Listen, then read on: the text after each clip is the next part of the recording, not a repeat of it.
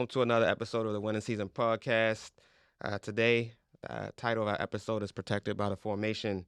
Uh, so, businesses have their ups and downs, and protecting your business with proper legal formation is critical to the health and longevity of your business. Join us as we dive into the importance of having an attorney, how this importance ties into your business, and key questions to ask before seeking an attorney to represent your company. All right, my name is Elwood Lane, and I'm the host of the podcast. I'm here with Miss Keisha Brown, an accomplished civil rights attorney, DEI champion, and new mother. She stands at the forefront of legal innovation as the visionary and founder and CEO of the Justice Connection. This trailblazing legal tech startup is renowned for its unique focus on the Black legal experience, offering the only platform in the U.S. dedicated to Black attorney referrals and legal resources. Since its inception, Justice Connection has emerged as a pivotal online marketplace that intertwines the realms. All right, so let's get into it. So, can you speak to the importance of hiring an attorney? Sure. So, first and foremost, thanks for having me on your show, Elwood. I'm excited to be here, and it's all about having access, right?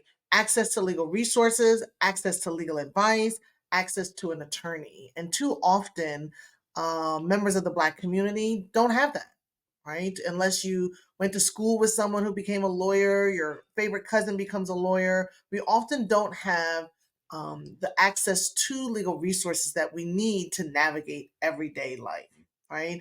And so having access to an attorney, we think of sometimes as a luxury. Oh, I'll think about it or I'll get to it when I need it, when something happens.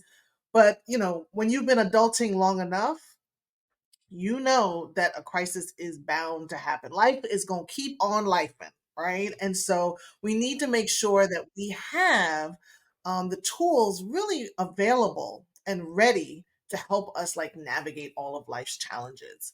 And you're going to have legal challenges. The thing is, we might not recognize sometimes that there's a legal solution to our challenge, but that's because we're not necessarily coming from that framework, right? We're not coming from the perspective of, hey, let me proactively or be able to avail myself of the law. Oftentimes, especially as Black people, we are in the reactive. We're on the defense when it comes to the law. So we're not naturally thinking of the law as our friend, as our partner. And as the great James Baldwin said, the law is meant to be my servant, not my master. It is meant to serve us. And we as Black people are owed and deserve to have the law serve us just like it does everyone else. I like that. I like that a lot. Yes, yes. I think that uh, I wish that I even had a little bit more legal guidance sometimes. I think that it's definitely critical to have that type of access, as you mentioned. It can definitely save you a whole lot of money, time, stress, and your business. So, uh, can you go into what businesses should consider getting an attorney? Yeah. So there's a number of things, right, that business owners need an attorney for. And it's not just if you've been sued, which is always the worst case scenario, but it's from the beginning. Even when you're in that idea phase, like, I don't know if this is a business, right? You can get someone to just give you some feedback on how do you incorporate? How do you put the business together? Right? Is it important to file with the state? Is it important to make sure that your incorporation, your operation documents and agreements are in proper order? Do you choose between an LLC or an S corp or a partnership? Are you just registered as doing business as? There are so many different options, right? And not only are those options just to consider for the sake of how your business operates, but also have tax implications, right? How your money is handled. And an attorney can help you even in those beginning stages. And then as you go along, I say oftentimes, if you are in business, you cannot afford not to have an attorney. And everything doesn't require you to have 10 G's up front to put it down on the table and say, all right, now I can go get me an attorney. It's a matter of beginning to really expand your mind first, I truly believe, Elwood, we've got to expand our mind first to understand that one, we are worthy and we are in need of that type of guidance. And that there isn't a company going now, there isn't a company alive that doesn't have an attorney, right? You want to be as big as Target, as big as Google, you got to have an attorney. Not when you become Google, but before you get there, because you're never going to get there without having solid legal advice, right? And so everyone has an attorney. The Girl Scouts have an attorney. In my former life, I was a legislative director for the Maryland Attorney General. And before that, I was the government affairs director for a business advocacy organization. And one of the things when I started working on the state legislature, in the state legislature, was um, how everyone had an attorney, how everyone had a lobbyist. And it really showed how you, in order to be a player, right, you got to have the right people on your team. So the Girl Scouts got a lawyer, right? Rental companies have a lawyer, tow companies have a lawyer, food companies have a lawyer. Everyone has a lawyer to help them get through the process. And so, another area that you can need a lawyer for if you're a small business owner, if you're a business owner, is contracts. Right. And people think oftentimes, all right, I'm going to get my lawyer to look at this contract, or I can't afford a lawyer to get this contract. You essentially can't afford for a lawyer not to look at the contract, right? Because usually contracts involve money. Either you either you giving money out or you getting money in. And either way, you want to make sure your money is tight. Right? You want to make sure that whatever it is you owe, that's it, and whatever you getting, that you're supposed to get it. And so the contract terms are so critical because it's only everything is gravy in the beginning, right? When you sign that contract and you're like, all right, here it comes, here it goes. It's when things don't go right that people are like, crap, right? And that's quite frankly when it costs more for an attorney than it would have on the front end. Because if you're dealing with something on the back end, it's more complicated, it takes more time. Um, it's right, you navigating, and that's more money. Whereas on the front end, it's a review. It's reviewing the contract, it's reviewing the terms, and you, as the business owner, getting the opportunity to ask questions. This is the time not to act like you know it all because you don't, right? We don't, and I'm gonna put we in there. I don't. To ask questions. What does this mean? And to be able to share, most importantly, what your hopes and expectations are for this contract. What do you want to happen out of this contract? The contract is what it is, but it's important for you to be able to share what do you want out of this contract, right? What are your expectations out of this contract so that the contract matches those, that you're not out of alignment because you could be thinking one thing and the contract says another. Sometimes it goes well and things go well and you move forward, you get paid and it's all good. Other times you're like, but wait a second, I had thought we had said, right? And the contract is very different. And so having someone look at you and give you feedback on on contracts is critical. I would agree.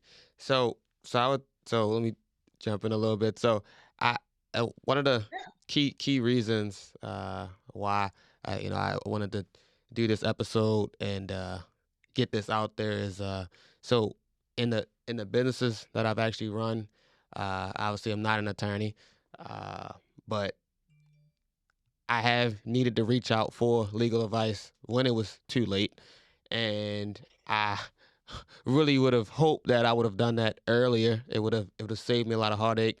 Uh, you mentioned things about contracts. I think that I've gone through a lot of different situations where you've had to, when something does go wrong, you have to go and dig in, and now we got to say, okay, what does it say here and what does it say there? And I'm not a lawyer, and I definitely can't decipher, right? So I would say that a lot of this today, I think it's very, very helpful. Uh, I would say that if anybody listening to this podcast, I just hope that you take this, or even up to this point in the podcast episode, they take this to really to heart because, as Keisha mentioned, this starting early and really understanding your expectations and making sure that whatever you have in writing uh, really aligns with those expectations and you truly understand it and you have that lawyer to help decipher all of these things for you into terms that people that are not lawyers understand. It will definitely save you a lot of heartache later. Uh, anything else on that topic you wanted to speak on?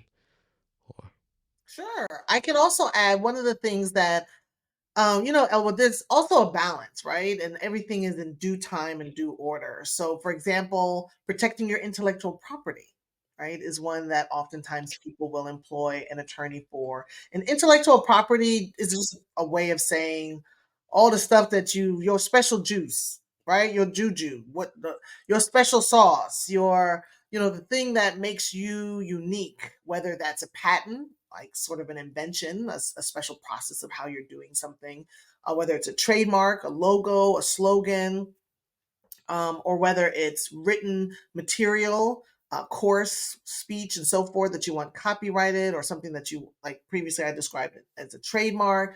There are many different ways that we need to protect our intellectual property.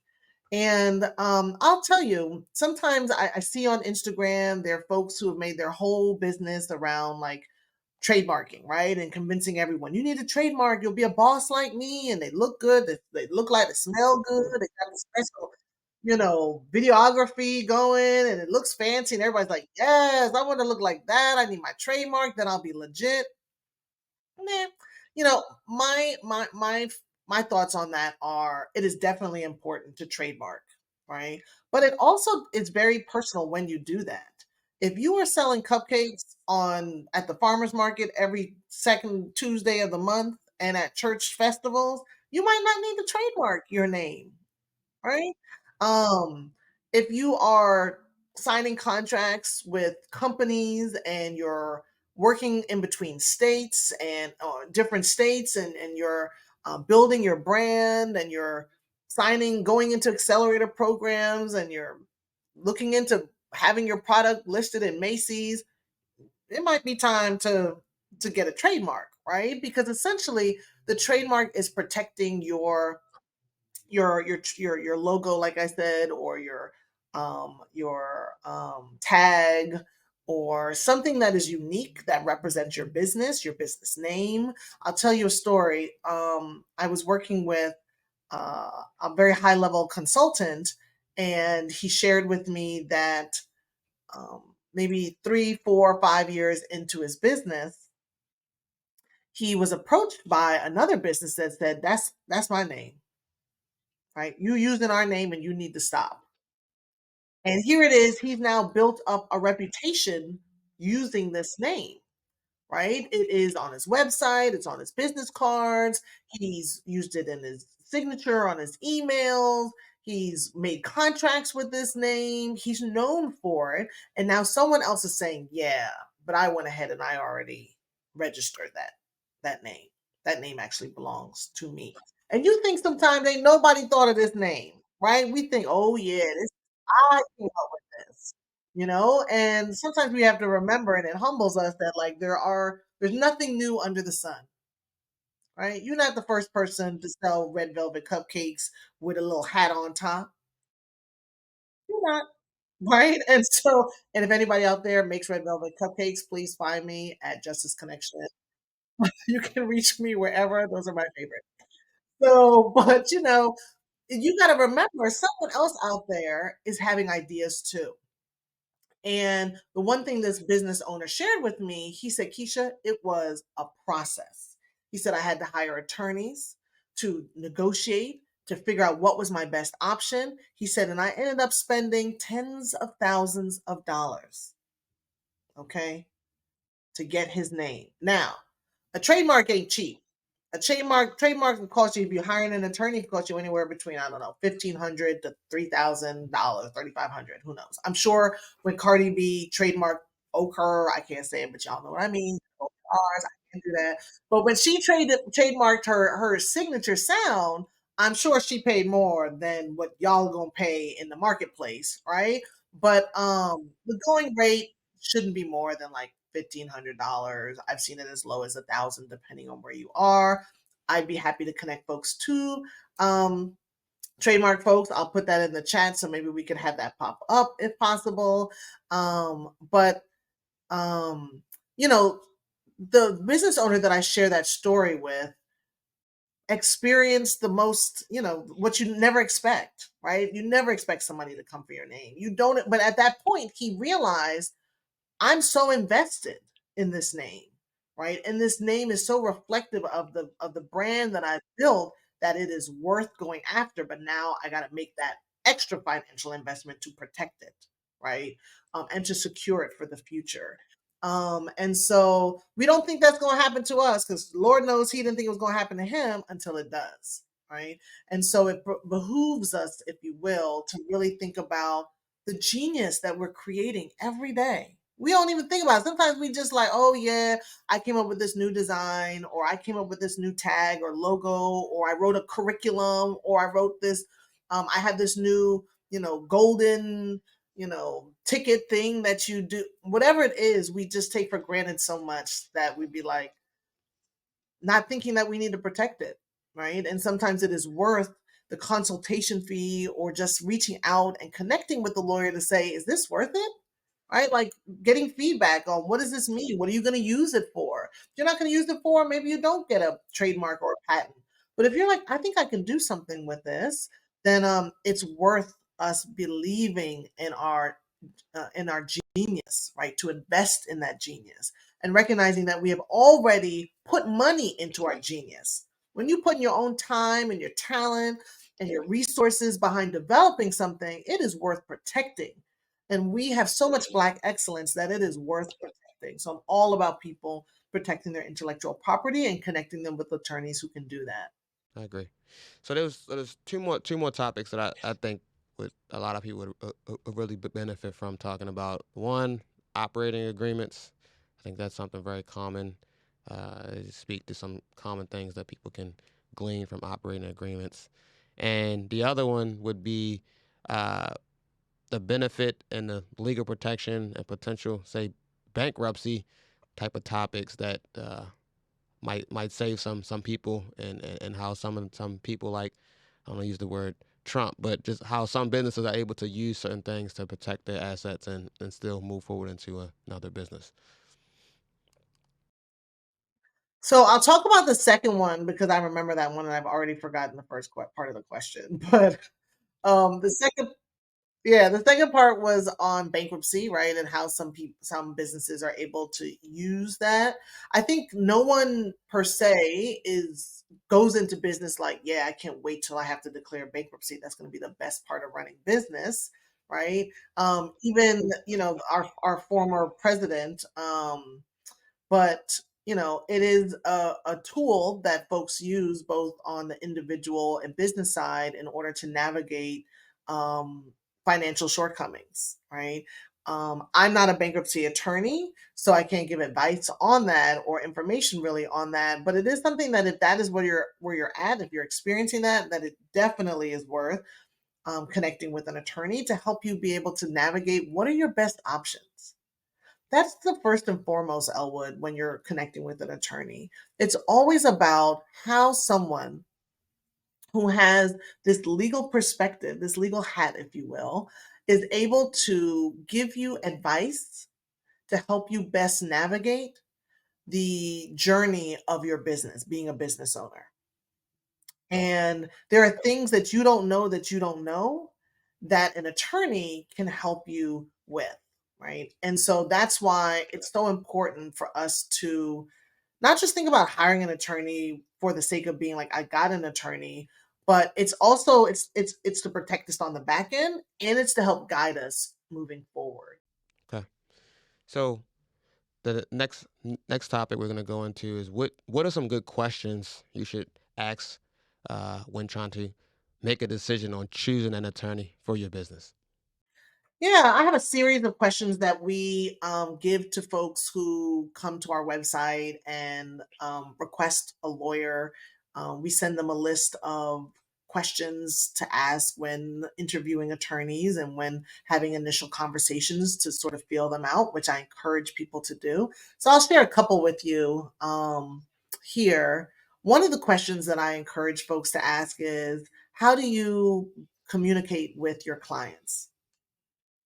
Because again, this is about understanding and aligning your expectations. So communication is important. For me, when I get on a call, I don't care who it is. The first 2 to 5 minutes, we're gonna be chit chatting.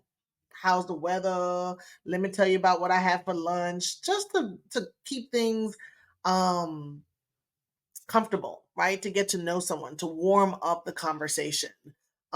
You might be somebody who's like, I don't want to chit chat. I want to get down to business, and I don't want to do it over the phone. I want everything to be an email communication, right? And it's important for you to be able to express how you want to be informed, how you want to be updated for your situation, whether it's a family law case for divorce or custody, whether it's about reviewing a contract, whether it's about considering a merger or a partnership. You want to be able to make sure that this attorney is prepared to communicate with you in the way that is important for you to feel comfortable and confident in your attorney client relationship, right? And another question that folks sometimes are a little timid, if you will, to ask, and that's around cost. How much is this going to cost? Right? Like, we think that that's a little taboo. You don't want somebody to feel or think that you can't afford, right? What were we saying? No, I was saying that it's definitely a big topic in terms of cost, and I think that cost is the reason why a lot of people choose to not reach out to an attorney until it's too late. Right. Yes, I would agree. I would agree. And cost is an important factor. Everything costs.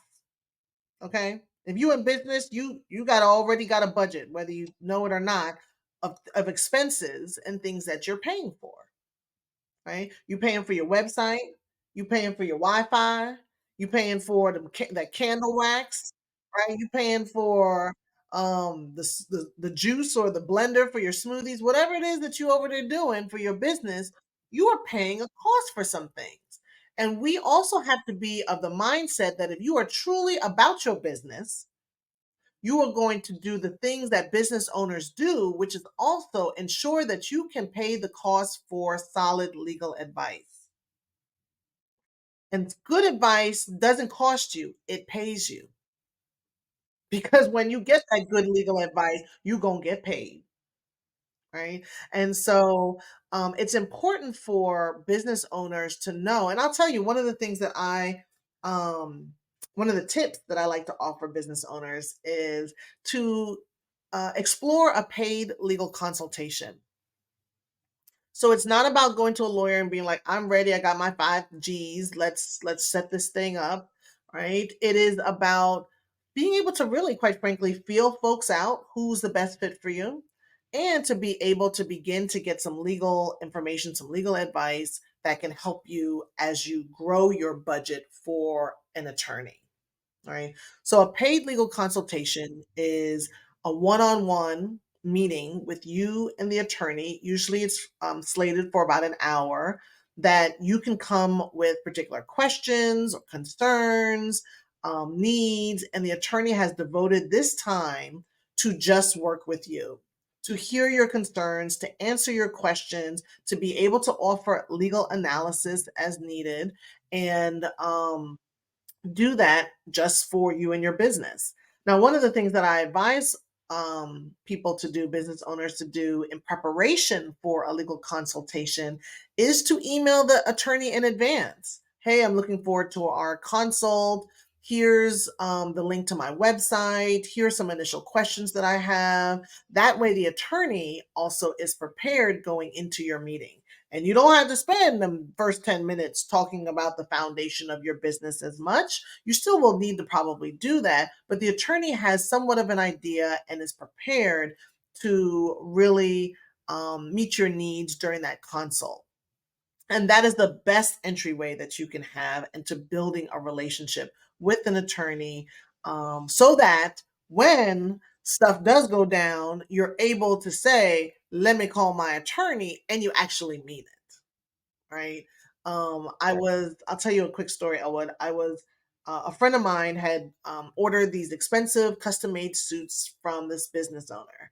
And the suits weren't of the quality or the cut, they didn't fit, yada, yada. He was like, I just don't want to pay the rest of the amount. I want to send these back. The business owner is not complying. He won't tell me where to send these back. Instead, he's like, no, you just need to pay me.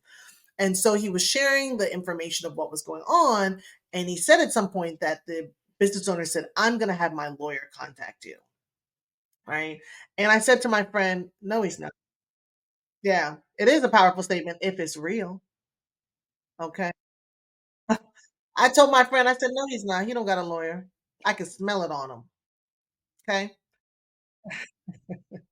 And I will tell you, so often we think, just like you said, Elwood, it is a powerful statement. You got to believe it though for it to be powerful. Because if you bluffing, right? And bluffing, quite frankly, doesn't help you. Now, if you and TT on the street and you're not a business owner and you say, I'm gonna call my lawyer and you bluffing, that's one thing. But when you're a business owner, you can afford to bluff, right? You gotta have your stuff tight that when you say it, you mean it, and the other person gets that. The message itself says something, right? And you do that by having an attorney client relationship, and getting to that attorney client relationship, you have to make the first step. There's no attorney that's going to be able to find you, know you don't have an attorney, and be like, hi, I want to be your attorney. I'm sure that happens in life. It probably happens to one out of every 10 million. But you, as the business owner, are in the best position to say, I'm ready. I'm ready to connect with someone who can give me legal advice, because today, all I'm giving is legal information, right? Only your attorney can give you legal advice. So if you know a lawyer, your neighbor's a lawyer, the person who sits three pews behind you in church is a lawyer, and you're like, oh, let me ask them something real quick and see if I can get some legal advice. They're not giving you legal advice. They're giving you legal information. That's the difference. And when you're a business owner, legal information is cool, but you also need legal advice. Great. That's I would say that's a great it's a great statement. I've definitely my one of my business partners. Uh, he tells me all the time. You definitely should focus on the actual advice. Somebody that's definitely say on retainer, or somebody that's actually your lawyer that will be able to really go and advocate for you versus just providing legal information. Yeah. Yeah. But this is why I built Justice Connection. Right? I built Justice Connection because I want every one of us to have access to solid legal counsel. Not just if you get in a jam, not just if you're rich, not just if you own a Fortune 500 company, but for us to have accessible, affordable access to culturally competent legal counsel. And Black lawyers do it all. They do everything from family law, and that's from the beginning, prenuptial agreements, all the way to the back end, divorce, custody, child support, right? They're doing business succession planning. They're doing the contracts. They're doing mergers and acquisitions. They're doing franchising. They're working with techs. They're working with small businesses. They're working with established larger companies. They're working with those who just get into a car accident by accident. Nobody plans for that. But, as a business owner, all the things in life are going to happen to us. And as business owners, people expect us to know things just because we're established business owners. So sometimes it is extra important for us to know who to go to for our own estate planning, to make sure that the assets we're developing are able to be transferred through true wealth legacy building, right? For us to be able to connect with a criminal lawyer when our nephew gets in trouble. For us to be able to, have legal counsel when we've got employment issues and discrimination issues and police misconduct and brutality issues. All of those things, as a business owner, you don't have time to blink twice. You need to be able to access solid legal counsel. And that's why I created Justice Connection, because it is time for us to be able to seamlessly and securely connect with the right attorney to help serve us and our families and our businesses. Right. So can you speak a bit to so one of the topics that I had so we had asked about the bankruptcy, but the other topic was actually operating agreements, and so just really quickly, you had mentioned something about estate planning, and I know that different legal entities provide different I would say benefits in terms of how assets roll uh, into the future, into your kids, et cetera, et cetera. So is that something that not only from the legal formation you would actually put language like that in an operating agreement? That's a great question, right? Operating agreements are key documents for businesses to have. Most oftentimes, they are required when you register with the state. And, everybody's got a generic operating agreement. And then at some point, it needs to be customized, right? It needs to actually reflect um, the mechanics and the operational needs of your particular business. And especially if you're in partnership, if you've got a co founder or someone that you're building the business with, a business co owner, you want to make sure that the process that you have in place for how things should happen, both when things are going well and if any unfortunate situation were to arise, let's say one business owner becomes ill and passes away, or becomes incapacitated, or is no longer able to serve as a full owner. What then? Right? What happens? Are you automatically in business with that business owner's spouse?